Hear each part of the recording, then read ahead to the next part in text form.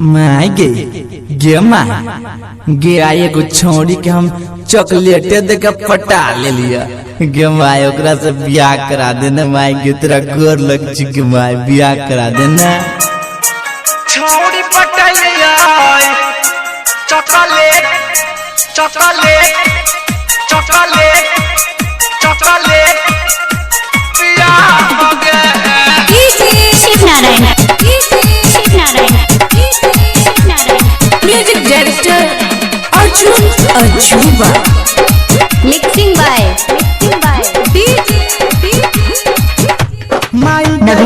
छोड़ी पटलिया ओकरा चॉकलेट खिलिया माई गे छोड़ी पटलिया ओकरा चॉकलेट खिलिया ओकरा से करबो हम बियाह गे शादी न करइबे त कट जबोगे बिजली के तार में हम सट जबोगे गाछी पर फांसी लटक जबोगे गाछी पर फांसी लटक जबोगे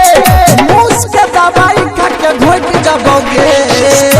माई गे को छोड़ी पटलिया ओकरा चॉकलेट खिलिया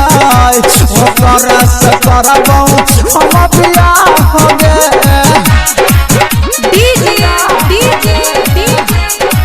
नवीन राज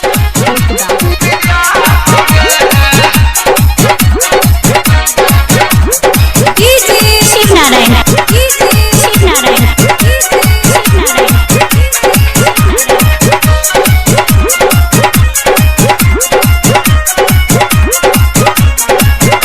मोबाइल पर सब काम सेट करै छी बोलैला पतै न कोना लेट करै छी आ बुधना के पोखरी पर भेंट करै छी आ बुधना के पोखरी पर भेंट करै छी आ रात भर ओकर हम वेट करै छी माई के एगो छोरी पटलिया ओकरा चॉकलेट खिलिया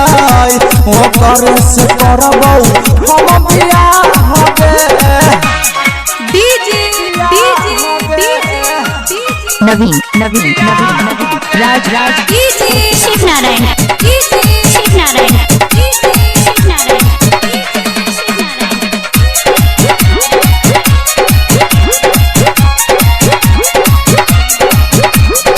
एगो के दूगो के चार भजतो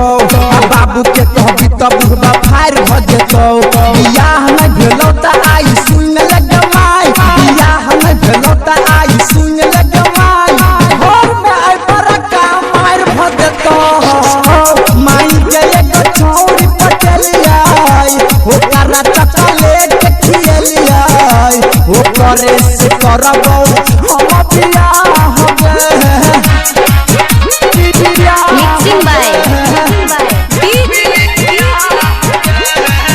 नवीन राज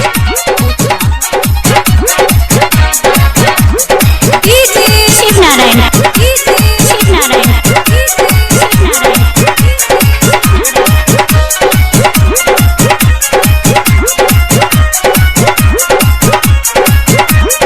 पवन पूरा भैया के ई चक्कर है गे माई रंजित संगीत दुनु खचर है गे माई मुकेशवा के सब पता भ गेलै गे माई संतोषवा के सब पता भ गेलै गे माई रोशन नवीन पर पूछत है गे माई माई के एगो छोरी